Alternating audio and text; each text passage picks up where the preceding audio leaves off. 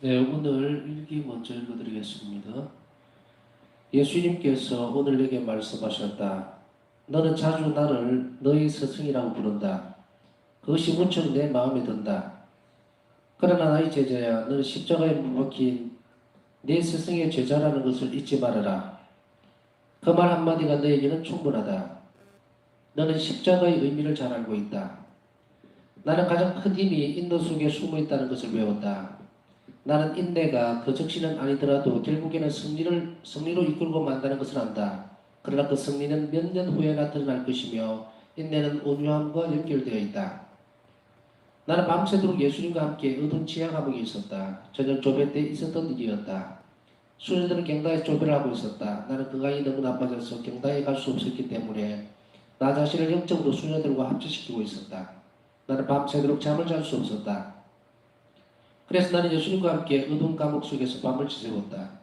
예수님께서는 당신이 그 지하 감옥에서 체험했던 것을 나에게 알려주셨다. 이 세상은 심판의 날에 그것을 알게 될 것이다. 내 딸아, 내가 영혼들에게 나의 자비를 방패로 준다고 말해주어라. 내가 직접 그들을 위해 싸우고 있고 하나님 아버지의 정의의 분노를 막고 있다. 내 딸아, 내 자비의 주인은 온 세상을 위로해 주기 위해 바로 나의 기쁜 속으로부터 나온 것이라고 말해다오.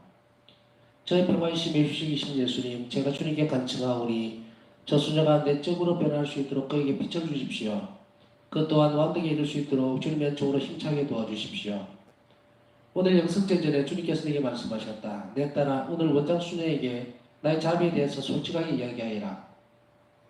모든 장상들 중에서 그가 나의 자비를 선포하는 일에 가장 큰 몫을 하였다. 실제로 오늘 오후에 원장 수녀가 와서 우리는 하나님의 사업에 대한 이야기를 나누었다. 원장 수녀는 성화가 잘 나오지 않았고 많이 팔리지도 않는다고 나에게 말해주었다. 그러나 그는 말했다. 내가 성화를 상당히 많이 가지고 왔습니다. 그리고 어디에든지 내 힘이 닿는 한 이 성화들을 나눠주려고 노력하고 있습니다. 자비의 사업을 전파하기 위해서 나는 최선을 다하고 있습니다. 그가 떠나간 후에 주님께서는 이 영혼이 당신을 얼마나 기쁘게 해드리는지 내게 알려주셨다. 오늘 주님께서 나에게 말씀하셨다. 난 내 마음을 살아있는 자비의 샘으로 열어놓았다. 모든 영혼들이 이 샘에서 생명을 부을게 하여라. 모든 영혼들이 크다란 믿음을 가지고 이 자비의 바다를 보게 하여라. 죄인들은 그들의 죄를 용서받을 것이고 의인들은 더욱 선하게 될 것이다. 누구든지 나의 자비에 타가는 사람은 임종의 순간에 나의 거룩한 평화로 가득 채워질 것이다. 주님께서 나에게 말씀하셨다. 내 딸아, 나의 자비를 선포하는 일을 멈추지 마라. 그렇게 함으로써 너는 죄인들에 대한 연민으로 불타는 나의 마음의 청량제가 되어준다. 나의 사제들에게 말해다오. 그들이 나의 깊이를 청량할 수 없는 자비에 대해서 말하고 내가 마음속에 죄인들에 대한 연민을 가지고 있다는 것을 이야기하면 그들의 말을 듣게 되는 비정한 죄인들도 회개할 것이라고 그들에게 알려다오. 나의 자비를 선포하고 찬양하는 사제들에게는 내가 그들에게 비상한 힘을 줄 것이라고 말해다오. 내가 그들이 하는 말을 기름으로 축성하고 그들의 말을 듣는 사람들의 마음을 감동시킬 것이라고 말해다오. 공동체 생활은 그 자체로서는 힘든 것이다. 그리고 교만한 영혼들과 함께 살기는 두 배나 더 어렵다. 오 하느님, 저에게 더 깊은 신앙을 주십시오. 그래서 제가 모든 수녀들 안에서 그들의 영혼 속에 새겨져 있는 주님의 거룩한 모습을 볼 수 있게 해주십시오. 영원한 사랑, 순수한 불꽃이지요. 제 마음속에서 끊임없이 피어올라 주시고 아득한 옛날부터 주님이 원하셨던 대로 저희 모든 존재를 성화시켜 주시옵소서. 그 오래된 뜻에 따라 주님은 저를 창조하시고 주님의 영원한 행복을 함께 누리도록 저를 불러주셨습니다. 오 자비로우신 주님, 주님은 다만 자비로우심으로 저에게 이런 선물들을 뿌려주셨습니다. 제 안에 있는 모든 것이 그저 얻어진 것임을 보면서 저는 기쁜 겸손으로 하나님 주님의 선하심을 경배합니다. 주님은 절대자이시고 그 누구도 아쉬울 것이 없으시지만 순수한 사랑으로 우리에게 주님을 그렇게 낮추신 것은 참으로 제 마음을 놀라게 합니다. 주님께서 당신의 피조물들과 이처럼 친밀한 관계를 유지하시는 것을 보고 나는 놀라움을 금할 수가 없다. 이것은 다시 한번 그분의 깊이를 모르는 선하심을 의미하는 것이다. 나는 항상 이 묵상을 시작하기는 하지만 언제나 끝을 내지 못한다. 나의 영이 그분 안으로 완전히 잠겨 들어가기 때문이다. 자기 영혼의 모든 힘을 다해서 사랑하고 또한 그 대가로 더욱 크게 사랑받는다는 것은 얼마나 큰 기쁨인가. 자신의 존재가 완전한 의식을 가지고 이런 감정을 분명하게 느끼며 체험하는 것은 그 어떤 말로도 설명할 수 없다. 1938년 1월 25일 매우 좋으시고 참을성 많으신 저희 예수님, 주님은 종종 어린아이를 보듯 우리를 바라보십니다. 주님께 무언가를 간청하면서 우리는 종종 무엇을 청하는지도 모를 때가 있습니다. 그래서 기도가 끝날 무렵 주님께서 정작 우리가 청한 것을 주시려고 할 때 우리는 그것을 받지 않으려고 합니다. 하루는 어떤 수녀가 나를 찾아와 기도를 청하면서 더는 견딜 수가 없다고 말했다. 수녀는 기도를 해주세요. 나는 그렇게 하겠다고 대답하고 하나님의 자비에 드리는 9일 기도를 바치기 시작했다. 나는 하나님께서 그에게 그 은총을 내주시지만 그 은총을 받고 나면 또다시 만족을 느끼지 못하리라는 것을 알게 되었다. 그렇지만 나는 그가 내게 부탁한 대로 계속해서 기도를 했다. 다음날 그 수녀가 나를 찾아와 우리가 똑같은 문제로 이야기를 시작했을 때 나는 그에게 말했다. 수녀는 우리는 기도를 하면서 우리가 원하는 것을 주시도록 하나님께 때를 써서는 안 되고 우리 자신을 그분의 뜻에 맡겨드려야 합니다. 그러나 그는 자기가 청하는 것은 절대로 필요한 것이라고 생각했다. 꿀 기도가 끝날 무렵 그가 또 와서 말했다. 수녀님, 주 예수님께서 나에게 그 은총을 주셨습니다. 그런데 이제 생각이 바뀌었습니다. 그러니까 수녀님 다시 달리 되어지도록 기도해 주세요. 난 대답했다. 예, 기도하겠습니다. 하지만 수녀님 원하는 대로가 아니라 하나님의 뜻이 수녀님 안에서 이루어지도록 기도하겠습니다. 지극히 자비로우신 예수님이여 하나님의 정의로운 분들로부터 우리를 보호해 주십시오. 나를 계속 박해하는 수녀가 있는데 그 박해 유일한 이유는 하나님께서 나와 매우 친밀하는 것이다. 그에게는 이 모든 것이 나의 허풍처럼 보였다. 그는 내가 무엇인가 잘못했다고 생각되면 이렇게 말한다. 계시를 받은 사람들은 늘 이런 잘못을 저지른답니다. 그는 다른 수녀들에게도 이런 말을 퍼뜨리면서 언제나 부정적인 태도로 말을 하고 내가 괴상한 사람이라는 의견을 피력한다. 어느 날 나는 인간의 머리에서 나오는 한 줌의 생각이 하나님의 은총을 이렇게까지 흔들어댄다는 생각에 무척 마음이 아팠다. 영성체를 하고 나서 나는 주님께서 그에게 빛을 주시기를 간청했다. 그러나 나는 그 영혼이 자신의 내적 성향을 고치지 않는 한 완벽에 도달할 수 없으리라는 것을 알게 되었다. 내가 주님께 어떤 사람에 대해 불평하면서 예수님 어떻게 이 사람은 다른 사람의 취향에 대해서까지 이런 식으로 판단을 합니까? 라고 말씀드렸을 때 주님께서 이렇게 대답하셨다. 놀라지 마라. 그 영혼은 자기 자신조차도 모른다. 그러니 어떻게 다른 영혼들에 대해서 좋은 판단을 할 수 있겠느냐? 오늘 나는 기도하는 안드라시 신부님을 보았다. 그가 나를 위해서 주님께 전구하고 있다는 것도 알게 되었다. 주님께서 누가 나를 위해서 기도하는지 때때로 내게 알려주신다. 오늘은 여기까지 읽겠습니다. 일기를 묵상해가면서 점진적으로 성장하고 있다는 생각들을 가져보신 적이 있습니까? 이제 일기의 마지막 부분 쪽으로 이제 쭉 가고 있는데요. 우리는 가끔씩 일기를 처음 시작했을 때 우리 자신들의 모습과 그리고 지금까지 왔을 때의 모습이 아직까지도 변화되는 것을 잘 못 느끼겠다면 좀 더 많이 기도하셔야 돼요. 오늘 일기를 보면서 한 가지 아쉬운 것이 뭐냐면 이제 벌써 끝을 향해 가는데 너무 많이 놓치고 지나가 버린 부분들이 많이 있구나 이런 생각을 해요. 오늘도 묵상을 준비하면서 보니까 너무 많은 부분들이 눈에 보이는 거예요. 근데 이게 좀 달라졌죠. 초기에 묵상을 할 때는 사실은 보면은 몇 가지 이렇게 단락만 이렇게 보이던 것이 이제 거의 한 4달, 5달 가까이 되니까 이제 일기 단락단락이 전부 다가 나누어야 되는 내용들로 분산되어 있는 것이 보입니다. 그렇지만 뭐 욕심을 낼 필요는 없고요. 정말 오늘 같은 일기의 내용 같은 경우는 너무 되니까 살을 파고든다고 해야 되나? 살을 파고들면서 참 이 바우사 성경을 통해서 예수님께서 말씀해 주신 이 내용이 어쩌면 이 일기 자체를 보면 이 지구를 들고 있는 듯한 느낌, 세상이라고 하는 것을 이렇게 들고 있는 느낌이 들어요. 그래서 그 안을 이렇게 들여다보는. 사실 일기 초기에서부터 지금까지 또 마지막까지 살펴보면요. 우리가 세상 살아가면서 느끼거나 판단하는 부딪힐 수 있는 모든 문제들을 다 들춰내고 있어요. 전부 다. 그러면서도 동시에 문제화시켜서 드러내는 것이 아니고 어떻게 우리가 그곳에서 그 상황들이라든지 이런 모양들하고 화해를 할 수 있는가. 우리가 이제 그 사물이든 사람하고의 관계가 보면 틀어지는 경우가 있죠. 근데 우리는 상대방에 대해서 예를 들어서 용서를 한다는 개념도 있지만 어떤 용서를 해야 되는 경우에는 그냥 용서를 하는 그 개념보다는 요것은 자칫하면 일방적으로 주어지는 부분이 되어버릴 수도 있어요. 그런데 그 안에서 하나님이 원하시는 것은 뭐냐면 요것을 통한 화해입니다. 나는 당신 용서했어요. 그러니까 두 번 다시 보지 맙시다. 이게 아니에요. 관계로 회복시키기 중요한 거예요. 그것이 진정한 용서의 의미예요. 하나님 안에서 화해한다는 말이죠. 그렇기 때문에 인간과의 관계, 또 내가 가지고 품고 있는 문제들, 현실적으로 닥치고 있는 여러 가지 상황들, 사실 제가 볼 때는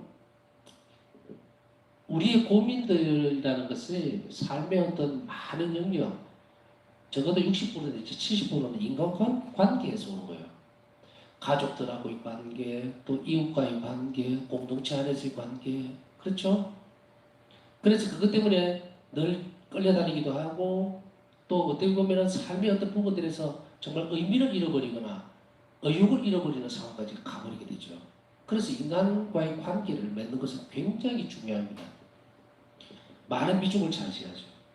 또 동시에 물질적인 거라든지 존재적인 것으로 느낄 수 있는 다른 여러 가지 것들은 이제 그것도 비중을 많이 차지하긴 해요. 어떤 사람들은 보면은 건강 문제고 뭐고 다 필요 없고 돈만 있으면 된다고 생각하고 돈이 자기 인생의 최종적인 목적이고 그것만 있으면 아주 행복해 죽을 것 같은 그런 사람들도 많이 있죠. 그러나 그런 사람이라 하더라도 예를 들어서 다른 데가 하나 제동이 걸려버리면 건강 문제가 제동이 걸려버리면 탁 놔버립니다. 그리고 다른 쪽으로 턴을 하죠. 여하튼 이런 복잡한 문제들 안에서 우리는 신앙이라고 하는 것을 가지고서 지금까지 어떻게 보면 인내해야 됩니다. 용서해야 됩니다. 화해해야 됩니다. 기도하십시오. 이런 여러 가지 이야기들을 정말로 신앙생활 안에서 많이 들어왔어요. 많이 들어왔음에도 불구하고 내가 지금 현재 우리 자신들에게 질문을 첫 번째 던져봐야 될 것은 나는 행복한가라는 질문이에요.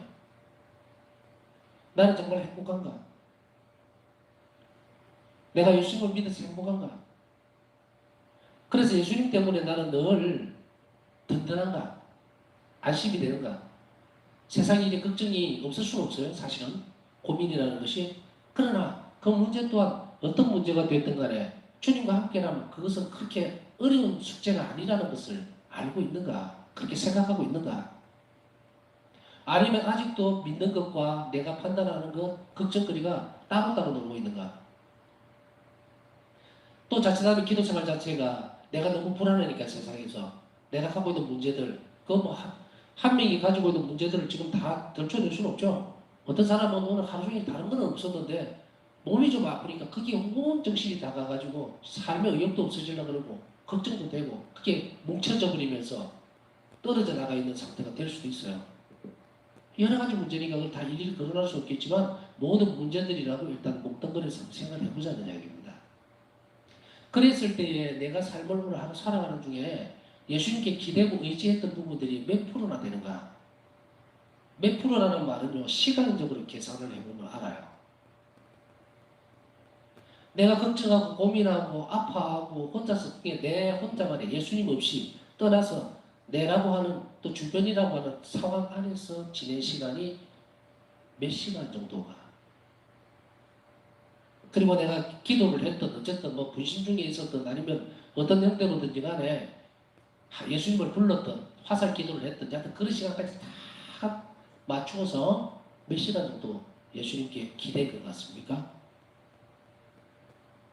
예수님께 의탁하고 기대는 시간이 많아지는 사람일수록 행복감이 커져야 사람이에요.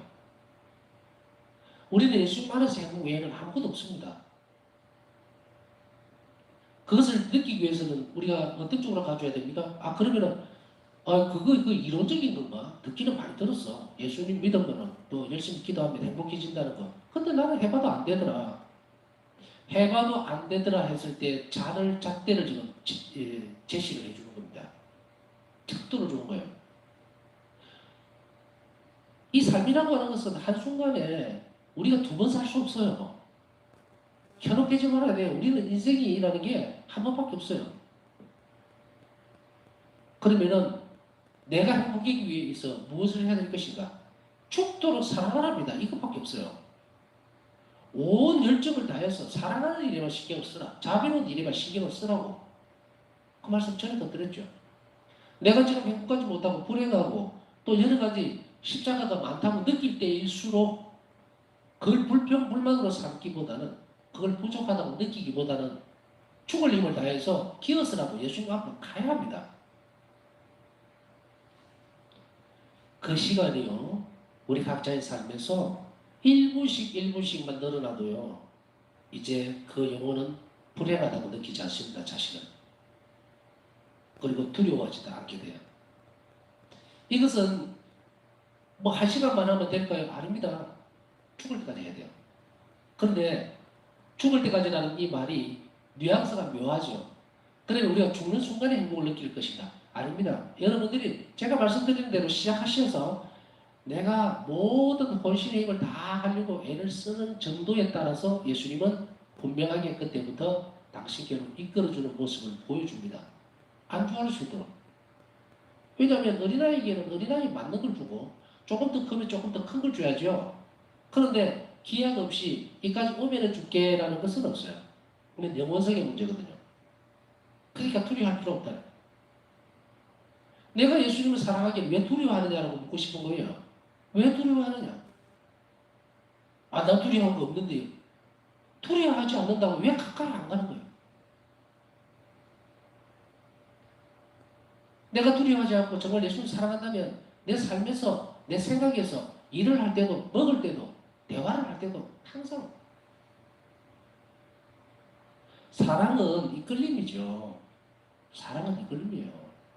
정말 참으로 사랑하는지 안 하는지는 그 마음에 설렘이 있고 잠시라도 한번 보고 싶어지 않고 이게 척도입니다. 인간관계에 있어서 봐도 또 보고 싶고 계속 일어나죠. 그것이 예수님하고 나하고 사랑의 척도예요. 이것이 약해지면요, 이 연결고리가 약해지면 나는 불행하다고 생각하는 거예요. 그리고 세상이 주는 파도를 보고도 놀란다. 사랑을 하면 할수록 그 사랑은 받게 되어 있습니다. 다시 이 부분을 쭉 훑어서 보면은 바울사 성령에게 있어서 이 일기책은요, 바로 이 부분이에요. 자꾸 제가 묵상을 시키죠. 묵상은 어떻게 하는 겁니까? 뭐 하는 겁니까? 하고 더 이상 질문을 할 필요가 없어요. 지금까지 묵상을 시켜왔으니까. 묵상은 하느님을 주제로 한 재료를 가지고 한다고 그랬죠. 이 묵상을 할 때는 머리를 씁니다. 지력을 써요. 생각을 해야 되니까. 감정적인 부분을 내세우는 것이 아니라 묵상의 주재료는 지력입니다. 인식. 오늘 예수님께서 이런 말씀하셨구나. 예수님께서 나에게 이렇게 부탁하시는구나. 내가 이렇게 하면 예수님께서 기뻐하시는구나. 그거를 계속해서 어떻게 하면 기쁘게 해드릴까를 그 하나를 가지고 계속 따라 들어가는 거예요. 아, 내가 오늘 성시간을 했으니까 주님께서 참 기뻐하셨구나. 왜 기뻐해야 돼? 왜냐면 뚜렷한 표징이니까. 여러분들 표징 찾죠? 뭐 어떻게 하면 어떤 거. 정답은 나와 있어요. 일기에. 분명하게 주님께서는 이렇게 해주면 나를 너무도 기쁘게 해준다. 죄인들의 회개를 위해서 처한 것이 나는 기쁘다. 그걸 나는 가장 기쁘게 생각해 준다. 그러면 하면 돼요. 별다르게 또 다른 표징들이 있을 필요가 없다는 이야기예요. 그것을 내 자신의 지표로 삼아서 계속해서 노력만 하면 되는데, 아, 나 기도해도 모르겠어. 난 뭐 예수님 나를 사랑한다는 뭐 표시라도 좀 내주면 좋겠는데 그걸 왜 딴 데서 찾고 있냐? 이미 다 끝나가 있는 것을 이대로 살아가면 되는 거거든요. 바로 이런 영역에서 보면 이 일기는 한도 끝도 없어요. 계속 하면은 계속 나옵니다. 계속 나옵니다. 내가 여러분들이 행복한 점입니까? 물었죠? 첫 번째로 행복하지 않다면 하셔야 돼요. 더 노력하셔야 돼요. 뭘 하기 위해서 더 사랑하셔야 돼요. 내 삶이 내일부터라도, 아니 지금 이 시간부터라도 내가 하나님을 사랑한다면 하나님께 대한 생각들, 묵상들을 1시간 할 거, 2시간, 2시간 할 거, 3시간, 3시간 할 거, 4시간, 언젠가 우리는 잠드는 시간을 제외하고는 어차피 자는 시간까지 주님께 내드려야 됩니다. 그렇게 행복해요. 행복하다는 것은 사랑이 가득 차 있다는 것을 뜻합니다. 그리스도교는 비우는 종교가 아닙니다. 절대로. 채우는 종교입니다. 사랑이 부어진다고 표현을 많이 하죠. 뭘 끌어내고, 떨어내고, 없애버리고, 덜 내고, 그런 거 아니에요. 채워야 합니다. 사랑으로 채우면 나머지는 불필요한 것들이 밀려나가 버리는 것이지 무언가를 드러내놓고 그 다음에 사랑이 들어오기를 바란다? 안 돼요. 그렇기 때문에 이 두 부분이 확실해져야 됩니다. 자, 제가 이 부분을 왜 첫 번째로 잡았냐면요. 오늘 보세요.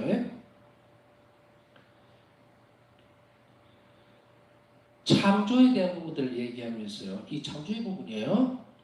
영원한 행복을 누리도록 저를 불러주셨습니다. 우리의 생명이 그저 얻어진 선물입니다. 선물은 뭡니까? 감사드려야만 그 선물의 가치가 드러납니다. 아, 나는 왜 태어났지? 나는 어쩌고 저쩌고 내 삶은 왜 이렇게 불행하지? 불행하다고 느끼는 그 순간은 내 삶이 이미 주어져 있는 선물이라는 사실을 한 번도 감사드리지를 못했기 때문에 쉽게 얘기하면 봉투가 열려지지는 상자를 못 여는 거예요. 아직까지 못 여는 거예요. 그걸 열면은 이제 내가 불행하게 태어났다 혹은 불행했던 그 시간들이 개봉이 돼버리면 이제 그것이 바뀌게 되겠죠. 그렇기 때문에 우리 생명이 주어지는 그 순간은 선물이었다는 것을 우리는 분명히 인지를 해야 됩니다. 그리고 이게 몇 번씩 창조에 대해서 말씀드리면서 계속해서 얘기를 했지만 우리 삶의 창조된 목적은 영원한 행복을 함께 누리도록 불러주신 거예요. 그러면 그 영원한 행복에를 불러주신 그래서 나를 있게 만들었잖아요. 내 생명을. 있게 만든 내가 존재하도록 한다면 있음이라고 하는 것은요. 그냥 가만히 서 있어도 이 세상 사람들 다 있어요. 그러나 존재하도록 만드는 것은 하나님의 사랑을 내가 느끼기 시작하고 그것이 전부라는 것을 알기 시작할 때 나는 존재해버린다. 이 말이에요. 좀 어렵습니까? 여하튼 좀 쉬운 말로 하면 그저 우리는 사랑으로 태어났다는 것은 분명한 사실이에요. 지금 좀 불행하다고 느끼는 것은 내가 사랑의 생활을 안 하기 때문이에요. 그것을 여기에서 뭐라고 얘기했냐면 제 안에 있는 모든 것이 그저 얻어진 것임을 보면서 저는 깊은 겸손으로 하나님 주님의 선하심을 경배합니다. 내가 불행하다, 나는 왜 태어났느냐, 하나님의 원망스럽다, 이 겸손하지 못한 영혼이 돼서 그래요. 겸손함을 가지기 시작하면 그 선함이 되살아난다는 이야기죠. 그래서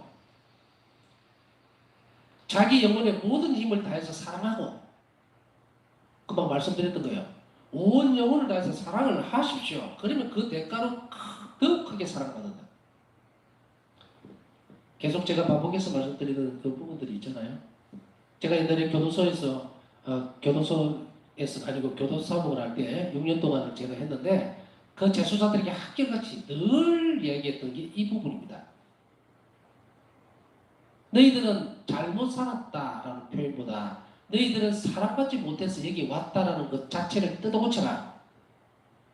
네가 존재하는 것 자체만으로도 하나님이 너를 사랑하고 있다는 것이 증명되어 버렸다. 그러면 네가 왜 죄를 짓고 왜 잘못됐느냐? 네가 받은 사랑을 드러내지 않았기 때문에.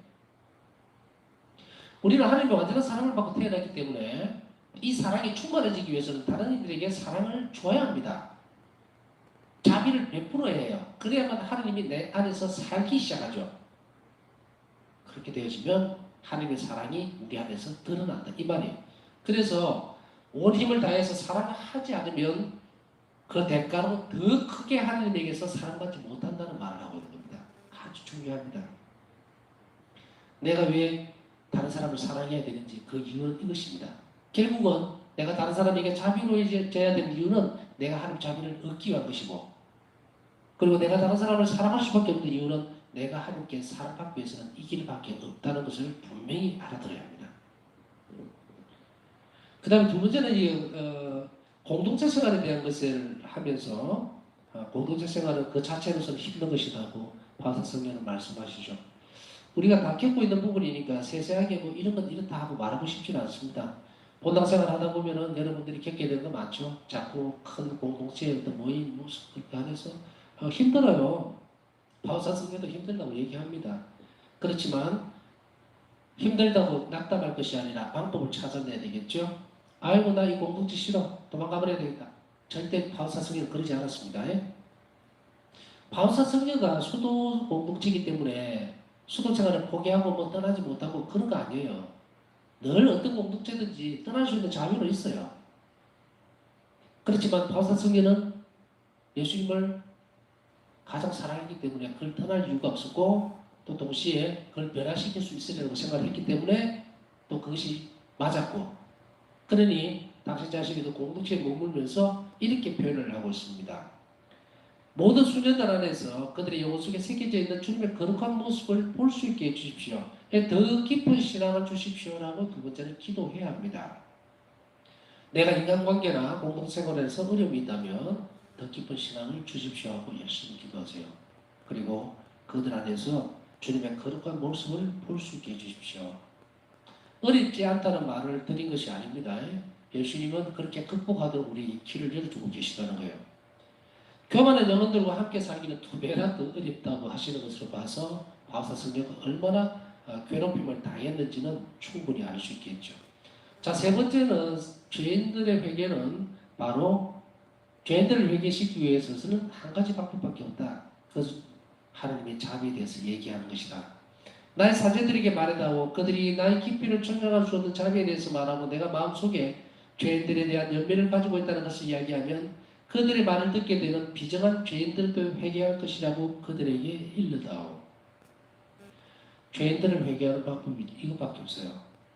하나님의 자비에 대해서 알려주는 것. 그 깊이에 대해서 선포해 나가는 것. 그래서 사제들이 하나님의 자비에 대해서 많은 분들이 한 자비에 대해서 선포함으로 인해서 죄인들의 회개를 도와줄 수 있도록 그들을 적극적으로 영혼을 구원시킬 수 있도록 기도해 주시고요. 또 사제들에게만 맡겨진 거 아니죠? 여러분들이 자신들에게도 맡겨진 하나님 자비를 많이 입은 사람일수록 하나님 자비에 대해서 많이 얘기하게 되어 있습니다. 이기주의가 아닌가 하면 하나님 자비를 받았고 자기에서 끌어버리는 사람은 못된 사람이에요. 그렇기 때문에 하나님 자비를 입었다고 생각하는 사람, 삶에서 늘 입고 있다고 생각한다면 이웃에게 전해주는 것이 또 실천하는 것이 마땅한 태도입니다. 그 다음에 세 번째, 네 번째 이 부분 세 번째나 네 번째나 비슷합니다만은 이 부분도 참 중요합니다. 여러분들 밑줄 쫙쫙 그어가면서 분명하게 이 어려움이 많은 그 부분이에요. 실천적으로. 왜냐하면 내가 기도를 하는데도 안 들어주는 것 같다. 그런 경우도 있죠. 그러면 우리는 어떻게 됩니까? 한 두 가지 방법으로 회피하는 것 같아요. 하나는 내 기도가 부족했나 보다. 또 두 번째는 뭐냐면 그래 예수님께서 뭐 알아서 해주시겠지. 근데 불만은 있어요. 불만은 있어. 기쁘게 그렇게 되겠지. 그러나 여기서 주님께 무언가를 간청하면서 우리는 종종 무엇을 청하는지도 모를 때가 있습니다. 놀라운 이야기죠. 내가 무엇을 청하는지도 모를 때가 있어요. 이 부분들은 좀 세부적으로 설명을 하면 주님 뭘 해주세요라고 해놔놓고는 그걸 내가 왜 해달라고 바라는지는 모릅니다. 그저 자기가 잘 먹고 잘 살려고 청하는 거? 그거 하나님께 위배되잖아요. 하나님 뜻이 안 맞아요. 그렇기 때문에 그 내면적인 부분들에 대해서 하나님께 대해서 진솔하게 그 내용들을 드러내주고 고백해야 되는 그 청하는 내용을 모릅니다. 그저 자식 잘 되게 해주세요. 뭐 하게 해주세요. 뭐 하게 해주세요. 막 이야기해놓고는 왜 그거를 해야 되는지를 모른다는 이야기입니다. 내 자식이 그래 취직이 잘 되면 뭘 어떻게 할 건데? 그게 하나님께서 나에게 자비를 베풀어 줘야 될 이유가 되며 어떤 목적들이 있어야 되잖아요. 의미가 없어. 그저 눈앞에 보이는 초등학생 수준의 기도를 바치고 있다는 거예요. 그러다 보니까 이 영혼들에게는 어떤 문제가 생기나? 놀라운 문제가 생깁니다. 우리가 청한 것을 주시려고 할 때 우리는 그것을 받지 않으려고 합니다. 몰라요. 왜? 청하는 내용과 그 청하는 사람 안에 영혼 안에는 교류가 있어야 돼요. 이것이 연결이 안 되니까 뭔가를 달라고는 해놔놓고 예수님께 주시려고 준비하면 끝내버리는 거예요. 그러면서 받았니 안 받았니 못 받았니 보고도 안 받니 이렇게 된다는 이야기예요. 그러니까 우리는 우리가 청하는 기도의 내용을 정확하게 알아듣고 그 의미가 선한 일이라는 것을 고백해내고 그리고 주님께서 어떻게 주시는지 우리는 세심하게 기도하면서 잘 준비할 때에 예수님은 그 은총을 준비해서 우리에게 주시고 할 때 잘 받을 수가 있다는 거 이거 한 번 더 기억해야 됩니다. 자, 이 일기의 부분들은 우리가 뭐 의무를 가지고 기도를 하는 그 내용 안에서 많은 혼선을 빚고 있는 내용이니까 일기에는 내용을 그대로 한 번만 더 읽어드리고 이것은 여러분들이 더 깊이 숙고하시기 바랍니다. 주님께 무언가를 간청하면서 우리는 종종 무엇을 청하는지도 모를 때가 있습니다. 그래서 기도가 끝날 무렵 주님께서 정작 우리가 청한 것을 주시려고 할 때 우리는 그것을 받지 않으려고 합니다. 우리의 기도의 응답이라고 소위 이야기하는 그 응답을 왜 못 받는지 이 대목에서 분명하게 드러나죠. 우리 가운데는 주님께 대한 응답을 놓치는 일이 없도록 했으면 좋겠습니다.